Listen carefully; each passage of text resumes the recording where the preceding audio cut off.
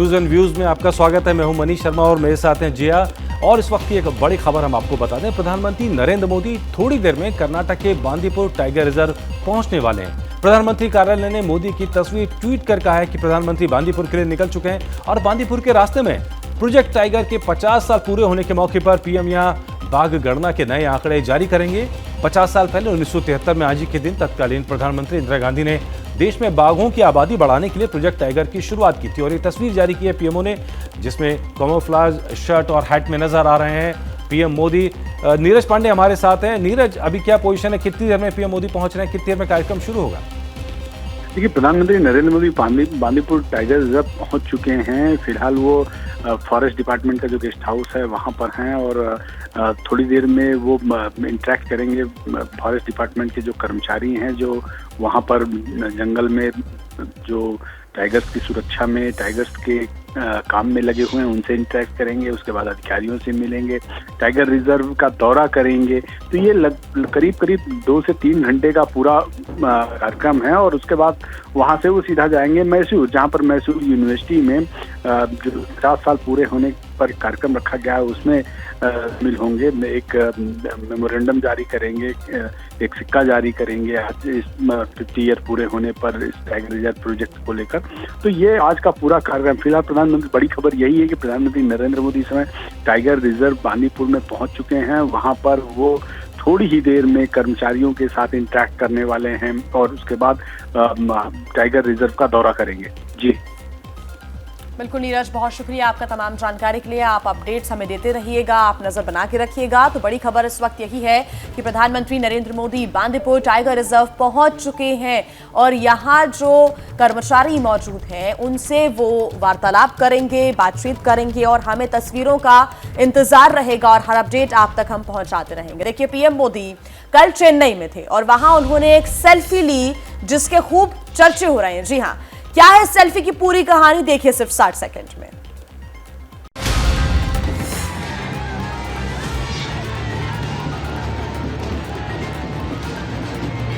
जिनके साथ हर कोई लेना चाहता है सेल्फी, उन्होंने खुद ली स्पेशल सेल्फी। जी हां, इस सेल्फी को पीएम मोदी ने स्पेशल सेल्फी बताया है और पीएम के साथ तस्वीरों में जो शख्स नजर आ रहे हैं उनका नाम है थिरु एस मणिकनंदन। थिरु बीजेपी कार्यकर्ता हैं जिनसे पीएम मोदी चेन्नई दौरे के दौरान मिले थे। थिरु मणिकनंदन दिव्यांग हैं, साथ ही आत्मनिर्भर भी। रोजी रोटी के लिए वो दुकान चलाते हैं और अपनी कमाई का एक हिस्सा बीजेपी को भी देते हैं। मणिकनंदन के पार्टी के प्रति इस समर्पण के पीएम मोदी भी मुरीद हो गए। पीएम मोदी ने मणिकनंदन के साथ सेल्फी ली, अपने सोशल मीडिया हैंडल के जरिए पोस्ट कर इसे स्पेशल सेल्फी कहा और मणिकनंदन की कहानी शेयर कर खुद को भी बीजेपी का गौरवान्वित कार्यकर्ता बताया। कर्नाटक विधानसभा के लिए उम्मीदवारों की लिस्ट आज हो सकती है फाइनल। बीजेपी की केंद्रीय चुनाव समिति की बैठक में आज पीएम मोदी के साथ जेपी नड्डा, अमित शाह, राजनाथ सिंह मौजूद रहेंगे। बीजेपी का मिशन कर्नाटक 2023 आज ले सकता है अंतिम रूप। जेपी नड्डा की अध्यक्षता में आज बीजेपी केंद्रीय चुनाव समिति की हाई लेवल बैठक होगी, जिसमें कर्नाटक के 224 विधानसभा के लिए उम्मीदवारों के नामों की लिस्ट सामने आ सकती है। बीजेपी संसदीय बोर्ड की बैठक में आज पीएम मोदी, गृह मंत्री अमित शाह, रक्षा मंत्री राजनाथ सिंह समेत सीईसी के अन्य सदस्य भी मौजूद रहेंगे। इससे पहले भी कर्नाटक चुनाव को लेकर बीजेपी के बड़े नेताओं की कई दौर की बैठक हो चुकी है। कल जेपी नड्डा और अमित शाह ने संगठन महासचिव बीएल संतोष, चुनाव प्रभारी धर्मेंद्र प्रधान, सीएम बसवराव बोम्मई और पूर्व सीएम येदियुरप्पा समेत कई और नेताओं से एक-एक सीट पर चर्चा की। जहां एक और बीजेपी में बैठकों का दौर जारी है, तो दूसरी तरफ कांग्रेस कर्नाटक चुनाव के लिए पहले ही 1/3 उम्मीदवारों का ऐलान कर चुकी है, जबकि जेडीएस 93 उम्मीदवारों की सूची जारी कर चुकी है। और देखिए, 2024 चुनाव के लिए देश भर में विपक्ष की एकजुटता के दावे को एक इंटरव्यू ने करीब करीब चकनाचूर कर दिया। बात शरद पवार ने की तो कांग्रेस समेत पूरे विपक्ष के लिए बात कितनी दूर गई, देखिए रिपोर्ट। अदानी के मुद्दे पर कांग्रेस समेत विपक्ष के ज्यादातर दलों की एकजुटता के दावे एक झटके में चूर-चूर हो गए। एनसीपी प्रमुख शरद पवार के बयान के बाद विपक्षी खेमे में दरार तब सबसे ज्यादा गहरी हो गई जब कांग्रेस के नेता अलका लांबा ने ये ट्वीट किया। लालची लोग ही आज अपने निजी हितों के चलते तानाशाह सत्ता के गुण गा रहे हैं। देश के लोगों की लड़ाई एक अकेला राहुल गांधी लड़ रहा है, पूंजीपति चोरों से भी और चोरों को बचाने वाले चौकीदार से भी। ये उबाल तभी बवाल बन गया था जब अदानी मुद्दे पर जेपीसी जांच की मांग को जोर शोर से उठाने वाली कांग्रेस को एनसीपी अध्यक्ष शरद पवार ने कुछ इस अंदाज में गलत ठहरा दिया था।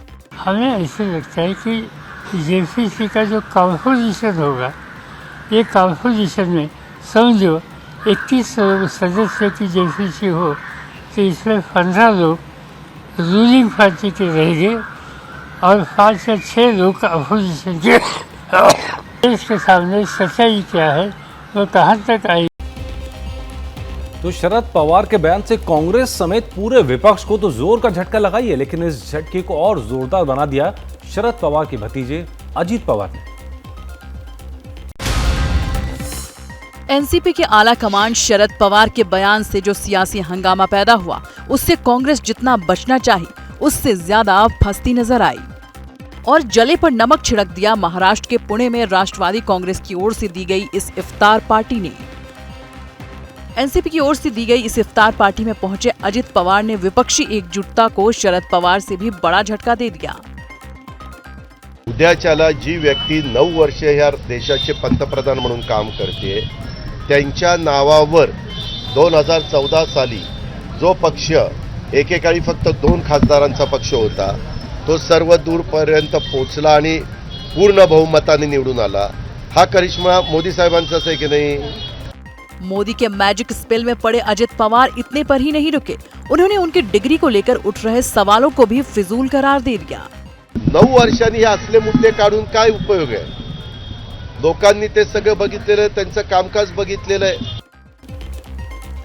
और अब बात खतरे की। जी हां, क्योंकि कोरोना की स्पीड परेशान कर रही है। लगातार 2 दिन से देश में 6000 से ज्यादा मामले रिकॉर्ड किए गए हैं और जो पॉजिटिविटी रेट है वो भी चिंता बढ़ा रहा है।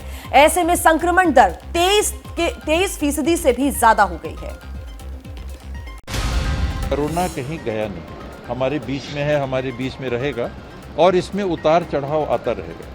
समय समय पर हम देखेंगे कि केसेस बढ़ेंगे फिर घट जाएंगे। मंत्री जी ने बिल्कुल सही कहा, कोरोना वायरस कहीं नहीं गया, ये हमारे और आपके आसपास है। इन आंकड़ों को देखेंगे तो वायरस की स्पीड का अंदाजा हो जाएगा। देश में 7 अप्रैल को कोरोना के 6155 नए मामले और 11 मौतें दर्ज हुई। लगातार 2 दिन कोरोना के नए मरीज 6000 से ज्यादा निकले। अभी 31,194 एक्टिव केस दर्ज हैं। वहीं केरल में सार्वजनिक जगहों पर मास्क अनिवार्य कर दिया गया है। वजह है पिछले 24 घंटे में आए आंकड़े, जिसके मुताबिक 1801 नए केस सामने आए हैं। एर्नाकुलम, तिरुवनंतपुरम और कोट्यम सबसे ज्यादा प्रभावित हैं। राजधानी दिल्ली पर भी कोरोना का संकट लगातार गहरा रहा है। पिछले 24 घंटे में कोरोना के 535 नए केस सामने आए। संक्रमण दर 23% तक पहुंच चुकी है। हालांकि अच्छी खबर यह है कि दिल्ली में कोरोना से पिछले 24 घंटे में किसी की भी मौत नहीं हुई है। उत्तराखंड की हल्द्वानी जेल में 44 कैदी HIV संक्रमित मिले हैं, जिनमें से एक महिला कैदी भी शामिल है। प्रशासन के पास इसका कोई सीधा जवाब नहीं। हल्द्वानी की इस जेल में 44 HIV संक्रमित कैदियों का पता चलने के बाद जेल प्रशासन में हड़कंप मचा है। इन सभी कैदियों का हल्द्वानी के सुशीला तिवारी अस्पताल में इलाज चल रहा है। पिछले कुछ समय से जेल में HIV संक्रमित कैदियों की संख्या लगातार बढ़ती जा रही है। डॉक्टर्स के मुताबिक HIV संक्रमित मिले अधिकतर कैदी ड्रग एडिक्ट हैं। फिलहाल जेल में 1629 पुरुष जबकि 70 महिला कैदी हैं। इनमें 43 पुरुष और 1 महिला कैदी HIV पॉजिटिव पाए गए हैं। इतनी बड़ी संख्या में कैदियों के HIV पॉजिटिव पाए जाने के बाद जेल प्रशासन भी अब कैदियों की रूटीन जांच करवा रहा है, ताकि समय रहते HIV संक्रमित कैदियों का इलाज हो सके। जेल में एक्चुअली में हमारे ART सेंटर से जो टीम है वो महीने में 2 बार वहाँ पे जाती है। हमारे काउंसलर जाते हैं, लैब टेक्नीशियन जाते हैं, जो वहाँ पे कैदियों को स्क्रीनिंग करते हैं। जो पॉजिटिव आते हैं उनको वहीं पे समुचित इलाज और काउंसलिंग की जाती है उनकी। इस घटना पर जेल अधीक्षक प्रमोद कुमार पांडे ने कुछ भी कहने से मना कर दिया है।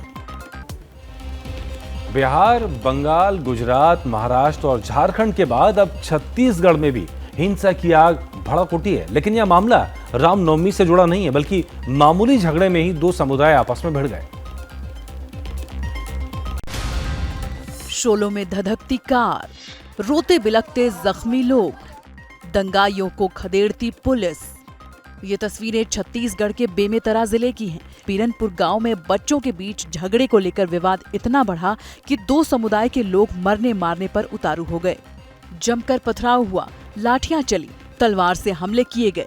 इस हिंसा में एक 23 साल के युवक की जान चली गई, जबकि 3 पुलिसकर्मी जख्मी हैं। दो पक्षों में झगड़ा हुआ है और इस विवाद बहुत बढ़ गया है और इसमें एक 23 साल का लड़का है, उसकी मृत्यु हो गई है। जब पुलिस टीम आई है उन पर भी हमला हुआ है। जिस गाड़ी से पुलिस वाले गांव पहुंचे थे उसे आग के हवाले कर दिया गया।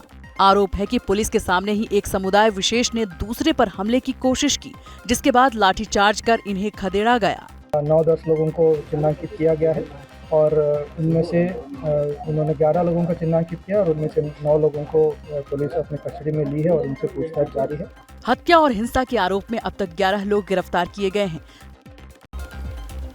न्यूज़ एंड व्यूज में एक बार फिर आपका स्वागत है। मध्य प्रदेश के रीवा में प्रेमी के बहकावे में आकर एक पत्नी ने पति को चाय में जहर देकर मार डाला। इस हत्या का राज मोबाइल फोन से खुला। रीवा के सिविल लाइन इलाके में रहने वाले शाहिद खान की मौत किसी बड़ी मर्डर मिस्ट्री से कम नहीं है। प्यार के चक्कर में मुझे जहर पिला दी, मुझे अपने रास्ते से साफ करने की। शाहिद खान की मौत को पहले आत्महत्या माना जा रहा था, लेकिन एक वीडियो ने जांच का रुख बदल दिया। वीडियो से भी साबित हुआ कि शाहिद खान ने आत्महत्या नहीं बल्कि उसकी हत्या हुई है। जांच में पता चला कि शाहिद खान की पत्नी शालेहा परवीन ने अपने प्रेमी बंटू खान के कहने पर शाहिद की चाय में जहर डाला था। इस साजिश में लड़की के माता पिता भी शामिल थे। जांच के दौरान एक वीडियो मिला जिसमें मृतक ने बताया कि उसकी पत्नी के माता पिता और उसका एक प्रेमी जो बंटू खान नाम का है, इन लोगों ने मिल करके और इनके षड्यंत्र के कारण उनकी पत्नी ने चाय में जहर डाल करके दे दिया। पुलिस इस सिलसिले में अब तक 4 लोगों को पकड़ चुकी है, लेकिन लड़की का पिता अभी फरार है। और बड़ी खबर इस वक्त आपको बता दें, खबर झारखंड के जमशेदपुर से आ रही है, जहां बीती रात 2 समुदाय आमने सामने आ गए। बताया जा रहा है कि रामनवमी के मौके पर सड़क पर लगाए गए झंडे से कथित छेड़छाड़ को लेकर 2 समुदायों ने जमकर नारेबाजी की। तनाव की स्थिति खबर मिलते ही बड़ी संख्या में पुलिस बल मौके पर पहुंची और पूरे इलाके को छावनी में तब्दील कर दिया गया। फिलहाल हालात यहां नियंत्रण में है। तस्वीरें आपको दिखा रहे हैं हम 8 अप्रैल 2023 की तस्वीरें, यानी कि कल की तस्वीरें। जमशेदपुर झारखंड में ये तनाव का माहौल उस वक्त देखने को मिला जब 2 समुदायों के बीच जमकर नारेबाजी होने लगी।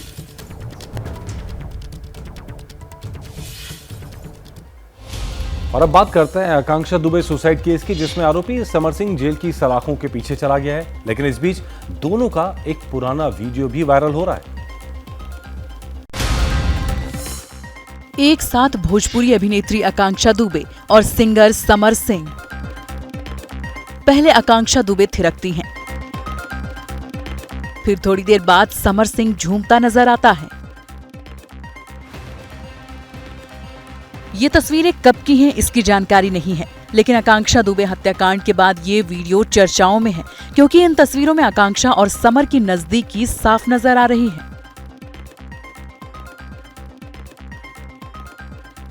बताया जा रहा है कि ये तस्वीरें वाराणसी के मॉलिक्यूल क्लब की हैं, जहां लिफ्ट के सामने आकांक्षा और समर अपने दोस्तों के साथ दिख रहे थे। लेकिन अब आकांक्षा सिर्फ वीडियो में ही रह गई है।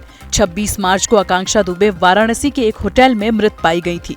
आकांक्षा के परिजनों की शिकायत के बाद समर सिंह को आरोपी बनाया गया है, जिसे वाराणसी की अदालत ने 14 दिनों के लिए जेल भेज दिया है। इससे पहले कल कोर्ट में पेशी के दौरान समर सिंह पर भीड़ ने हमले की कोशिश भी की थी। इस वक्त की अहम खबर बांदीपुर आपको लिए चलते हैं, जहां पीएम मोदी आज मिशन टाइगर के जो 50 साल पूरे होने उसके मौके पर पहुंचे हैं।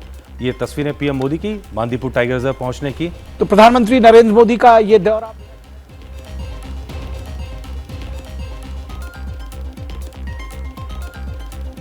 बांदीपुर टाइगर रिजर्व से ये तस्वीरें हम आपको दिखा रहे हैं। प्रधानमंत्री नरेंद्र मोदी पहुंच चुके हैं और साथ ही आपको बता दें कि प्रोजेक्ट टाइगर के 50 साल पूरे होने पर आज प्रधानमंत्री नरेंद्र मोदी नए आंकड़े भी जारी करेंगे। टाइगर के संरक्षण के लिए और टाइगर के आबादी बढ़े, इस पूरे मिशन को लेकर ये प्रोजेक्ट शुरू किया गया था 1973 में, यानी कि 50 साल पहले। और अब आज उसके 50 साल पूरे होने पर प्रधानमंत्री नरेंद्र मोदी पहुंच चुके हैं बांदीपुर टाइगर रिजर्व। और ये तस्वीरें आप देख रहे हैं, पूरा जो काफिला है वो बांदीपुर टाइगर रिजर्व पहुंचा, तब की तस्वीरें। और उसके बाद प्रधानमंत्री इस जीप में सवार होकर निकल चुके हैं।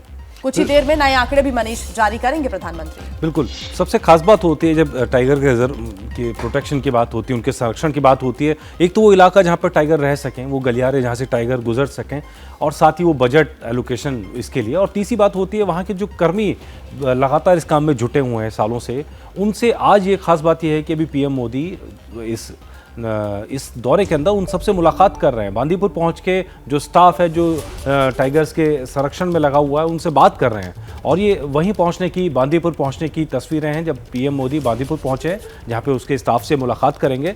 और बांदीपुर हम आपको बता दें कि देश का दूसरा सबसे बड़ा टाइगर रिजर्व है, यहाँ पे सबसे ज़्यादा बाघ पाए जाते हैं। 1973 से प्रोजेक्ट टाइगर की शुरुआत हुई थी, इसके 50 साल हो रहे हैं और इसीलिए मौका और भी अहम हो जाता है। पीएम मोदी उन स्टाफ का जो है हौसला बढ़ाने के लिए पहुंचे। और साथ ही सबसे ज़्यादा जो हौसला बढ़ाने वाली बात है वो आंकड़े हैं जो अब सामने आएंगे। लगातार पिछले कुछ सालों से जो टाइगर के सेंसस आ रहा है उसके मुताबिक टाइगर्स की संख्या बढ़ रही है देश में। और इस समय हालत ये है कि दुनिया भर में जितने टाइगर पाए जाते हैं 70% भारत में है। एक दिलचस्प आंकड़ा आपको बता दें, जब ये सदी शुरू हुई थी, आपसे तकरीबन बात करें तो 100 साल पहले की बात करें तो 100 साल पहले के करीब जो देश में टाइगर की संख्या थी वो थी करीबन 20,000 से 40,000 के बीच मापी गई थी कि देश में इतने टाइगर्स हैं। फिर 1970 का दौर आया जब टाइगर्स की संख्या तकरीबन 2,000 रह गई, जिसके बाद देश के अंदर मिशन टाइगर चलाना पड़ा, टाइगर प्रोजेक्ट चलाना पड़ा। और जिसके बाद इस प्रोजेक्ट की आधारशिला रखी गई, प्रोजेक्ट टाइगर शुरू किया। अब उसके 50 साल हो रहे हैं और ये खुशखबरी लेकर आया है कि देश में टाइगर्स की संख्या बढ़ रही है। और अब सवाल ये भी होगा क्या 3,000 के पार टाइगर्स की संख्या पहुंचती है, क्योंकि इनकी वृद्धि लगातार 6% की दर से हो रही है। और ऐसे में नज़र बनी रहेगी कि कितने टाइगर यहाँ पर इस प्रोजेक्ट में, इस सेंसस में नज़र आते हैं। और ख़ास करके बहुत बड़ी चुनौती इसलिए भी है, भारत जैसी घनी आबादी वाले देश में टाइगर को बचाने के लिए अभयारण्य चाहिए, उनके लिए अलग जंगल चाहिए, उनके लिए गलियारे चाहिए। और ऐसे में इन सब के बीच में आबादी के साथ जो तनाव होता है टाइगर्स का, प्रकृति का, उस सबसे निपटते हुए टाइगर्स की संख्या को बढ़ाना ये बहुत बड़ा काम है, पूरी दुनिया के लिए संदेश है। बिल्कुल। और मनीष, ये भी दर्शकों तक हम जानकारी पहुंचा दें कि प्रधानमंत्री आज इंटरनेशनल बिग कैट्स अलायंस का भी शुभारंभ करेंगे। प्रधानमंत्री ने जुलाई 2019 में वैश्विक नेताओं के अलायंस का आह्वान भी किया था ताकि एशिया में अवैध शिकार और अवैध वन्य जीव व्यापार पर सख्ती से अंकुश भी लगाया जा सके। और इस दिशा में लगातार आगे अब काम किया जा रहा है। नीरज हमारे सहयोगी हमारे साथ जुड़े हुए हैं। नीरज, तस्वीरें हम देख सकते हैं। आपने कुछ देर पहले अपडेट ये भी दिया था कि बांदीपुर टाइगर रिजर्व पहुंच चुके हैं प्रधानमंत्री। अब तस्वीरें निकलकर सामने आ रही हैं। कब तक का इंतजार, जब नए आंकड़े जारी हो जाएंगे, क्या शेड्यूल रहने वाला है, पूरा बताएं। देखिए, प्रधानमंत्री नरेंद्र मोदी का बांदीपुर में करीब 2 से ढाई घंटे रहने का कार्यक्रम है। वहाँ इस दौरान कई अलग अलग कार्यक्रमों में हिस्सा लेंगे।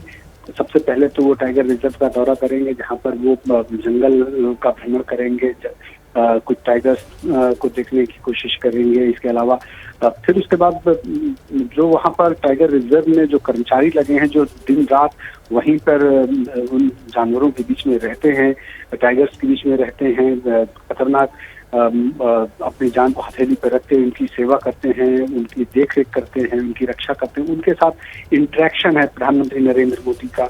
और उसके बाद फिर अधिकारियों के साथ एक बैठक करेंगे, पूरे कार्यक्रम, पूरे टाइगर रिजर्व की स्थिति का जायजा लेंगे। और उसके बाद वहां से निकलकर सीधा मैसूर जाएंगे, जहां पर 50 साल पूरे होने पर, चूंकि टाइगर रिजर्व, टाइगर जो परियोजना थी उसको 50 साल आज पूरे हो रहे हैं। स्वर्गीय इंदिरा गांधी जो पूर्व प्रधानमंत्री थी उन्होंने इसे शुरू किया था और अब उसके 50 साल पूरे हो रहे हैं। तो ऐसे में मैसूरी विश्वविद्यालय में एक कार्यक्रम रखा गया है, जहाँ पर एक मेमोरेंडम जारी किया जाएगा, एक सिक्का जारी किया जाएगा टाइगर रिजर्व के 50 साल पूरे होने पर। उस कार्यक्रम में हिस्सा लेंगे। तो फिलहाल जंगल में बांदीपुर टाइगर रिजर्व में करीब वो 2 से ढाई घंटे रुकने वाले हैं और अलग अलग तरह से। देखिए, प्रधानमंत्री नरेंद्र मोदी का एक बहुत अच्छा ट्रैक रिकॉर्ड रहा है। 2014 के बाद से जब वो पीएम बने तो उनका विशेष फोकस रहा वाइल्ड लाइफ पर।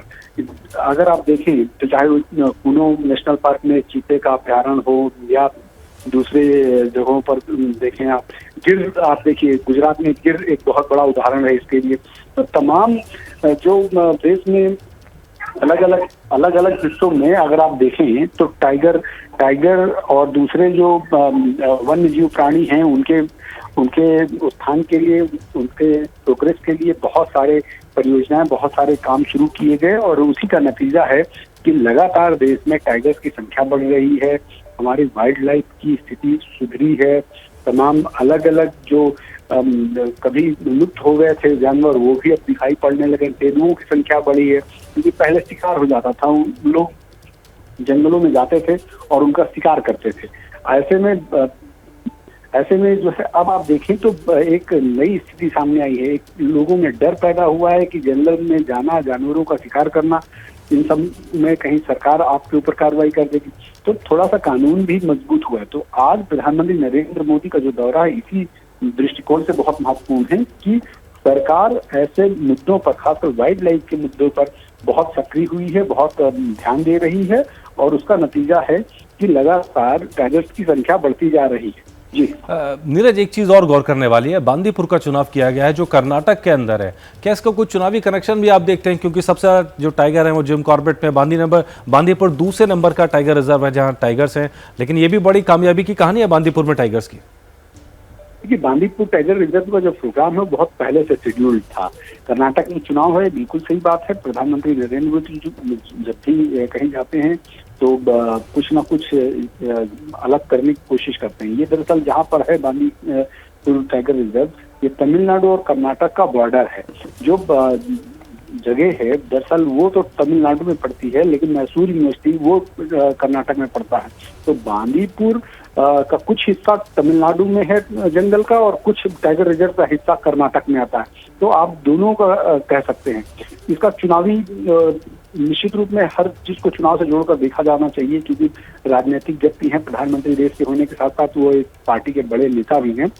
तो चुनावी दृष्टिकोण से भी बहुत महत्वपूर्ण है, क्योंकि बांदीपुर टाइगर रिजर्व का जो इलाका है वो खासकर उस पूरे इलाके में जेडीएस का बहुत बड़ा होल्ड है।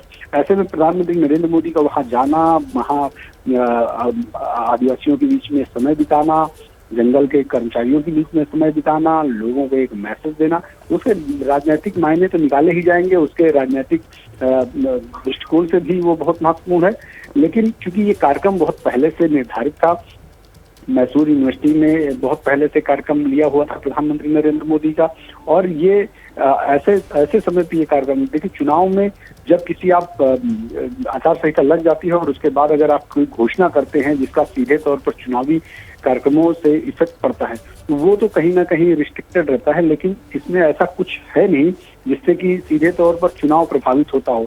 यानी कि ना तो इस कार्यक्रम के जरिए कोई घोषणा होने वाली है, ना इस कार्यक्रम के जरिए कुछ नया होने जा रहा है। ये कार्यक्रम एक सामान्य सरकारी कार्यक्रम की तरह है जिसका चुनाव में वोट से कोई बहुत ज्यादा लेना देना नहीं। लेकिन चूंकि प्रधानमंत्री नरेंद्र मोदी वहां जा रहे हैं तो राजनीतिक मायने भी इसके निकाले जा रहे हैं।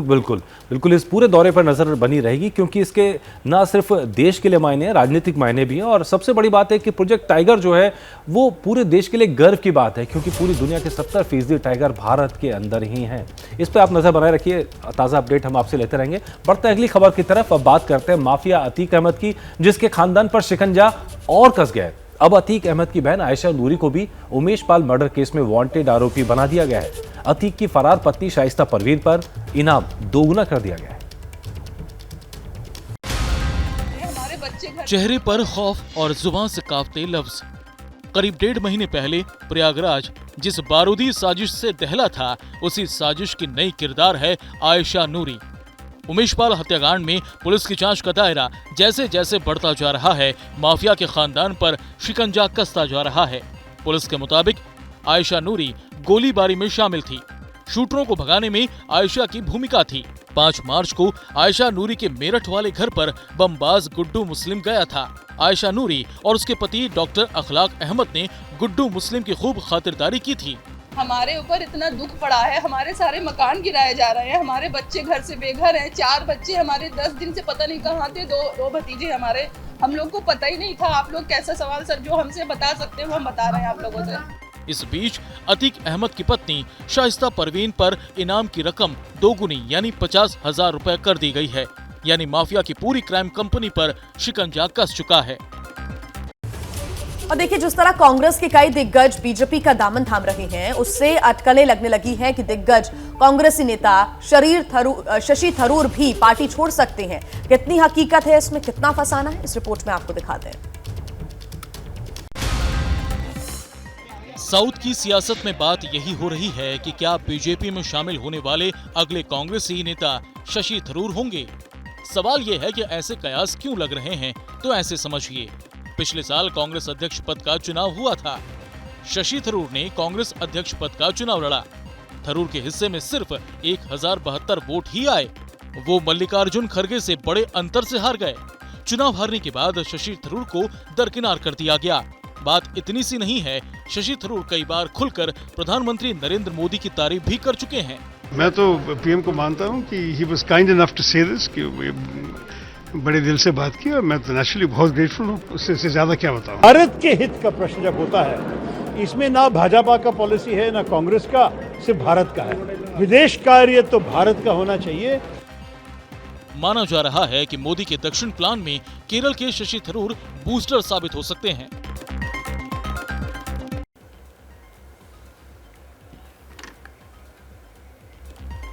और अब खबर कांग्रेस पर चढ़े भगवा रंग की। मध्य प्रदेश में इसी साल चुनाव हैं और कांग्रेस बीजेपी वाले रंग में रंग गई है। देखिए मध्य प्रदेश में कांग्रेस के भगवा अवतार की पूरी दास्तान इस रिपोर्ट में। दफ्तर में भगवा झंडे लहराए, धर्म संवाद में पुजारियों को बुलाया, हनुमान जयंती पर सुंदरकांड, हेलीकॉप्टर से फूल बरसाए, और ये सब बीजेपी ने नहीं बल्कि कांग्रेस ने करवाया। और इसके सूत्रधार रहे मध्य प्रदेश कांग्रेस के अध्यक्ष और पूर्व मुख्यमंत्री कमलनाथ। उन्होंने ऐसा क्यों किया? कांग्रेस जो कर रही है वो तो कालनेमी ने भी किया था भगवा पहनकर, लेकिन भक्त हनुमान ने पहचान लिया था। ये वही लोग हैं जिन्होंने भगवा के साथ में अन्याय अत्याचार करने का काम किया था, आतंकवाद का नाम भगवा के साथ जोड़ने का काम किया था। इसी बीच कमलनाथ रोजेदारों के बीच भी पहुंच गए। यहाँ उन्होंने बीजेपी पर दंगे फसाद का आरोप मढ़ दिया। आप सब जगह देख रहे हैं क्या हो रहा है पूरे प्रदेश में, किस तरह दंगा फसाद पूरे देश भर में ये कर रहे हैं। दंगा फसाद बहुत ये पूरे देश को बर्बाद करके छोड़ेंगे। तो एक तरफ हिंदुत्व वाला अवतार और दूसरी तरफ इफ्तार पार्टी में मौजूदगी। यही है कांग्रेस की मध्य प्रदेश की सत्ता में वापसी के लिए छटपटाहट। देखिए, बिहार में मुख्यमंत्री नीतीश की इफ्तार पार्टी के बाद पार्टी अभी भी चल रही है कि अब राज्य के उप मुख्यमंत्री तेजस्वी ने भी पार्टी देना शुरू कर दिया है। आज तेजस्वी की इफ्तार पार्टी है शाम 6 बजे से। बिहार में मुस्लिम वोट बैंक को ज्यादा से ज्यादा अपने पाले में करने की होड़ सत्ताधारी गठबंधन में जैसे शुरू हुई है वो देखने लायक है। ये तस्वीरें हैं कल इफ्तार पार्टी में शामिल हुए नीतीश कुमार और तेजस्वी यादव की। और अब आज होने वाली तेजस्वी यादव की एक्सक्लूसिव इफ्तार पार्टी की ये दावत देखिए। हरे और सफेद रंग की डिजाइन में छपे कार्ड पर 786 नंबर चस्पा है और हजरात के अभिवादन के साथ दावत इफ्तार का न्योता भेजा गया है। ऐसा नहीं है कि मुख्यमंत्री नीतीश कुमार से अलग तेजस्वी यादव की पार्टी की प्लानिंग एक दिन में हो गई हो। दरअसल इस आयोजन को लेकर 3-4 दिन पहले ही तैयारी शुरू हो गई थी, जिसके लिए खास तौर पर आरजेडी की बैठक भी बुलाई गई थी। लेकिन उसमें तारीख तय हुई थी 13 तारीख। मगर ऐसा क्या हुआ कि तारीख को बदलकर 9 कर दिया गया? कहीं तारीख की तनातनी में आने वाले वक्त में अलग अलग सियासी राह का संदेशा तो नहीं छिपा है?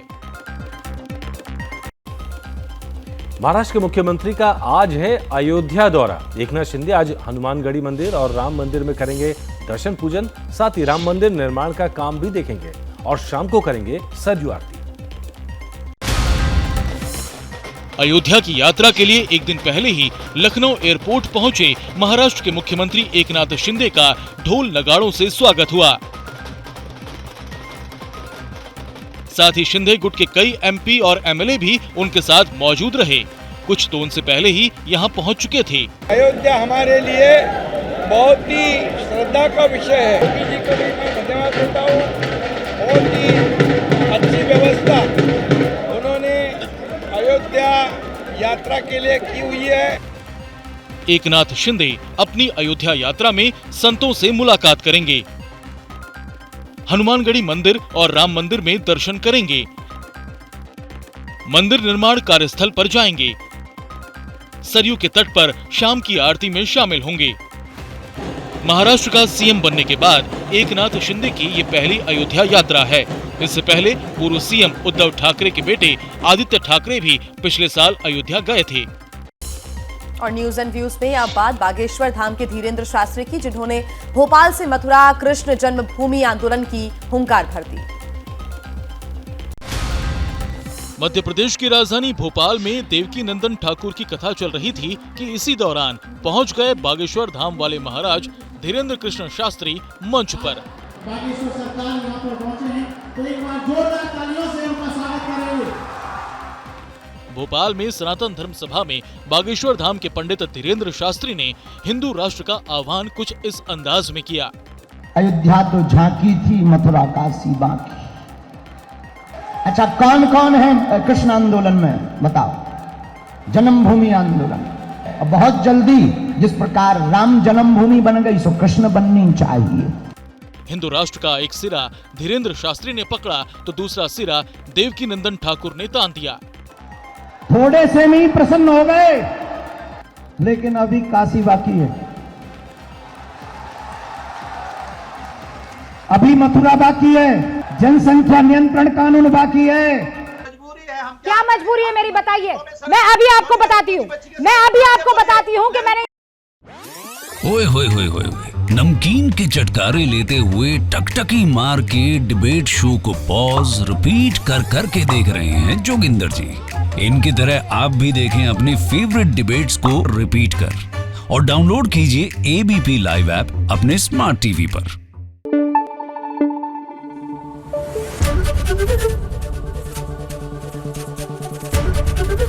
एबीपी न्यूज आपको रखे आगे।